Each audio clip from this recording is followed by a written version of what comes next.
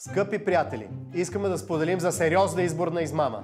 Става въпрос... Остава само седмица до изборите. Напомням, на 9 юни ще има избори за парламент и за Европейски парламент и след това парламентарни избори няма да има поне 4 месеца.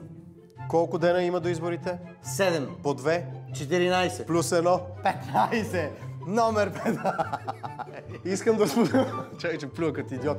За една сериозна изборна измама. Става въпрос за лъжливи данни на социологическите агенции. Това, което казваме, е сериозно и ще подадем сигнал където трябва. Някои от вас са гледали и знаете, че ние се спряхме на една предизборна партия с номер 15. За предстоящите избори. Ето коя беше тя.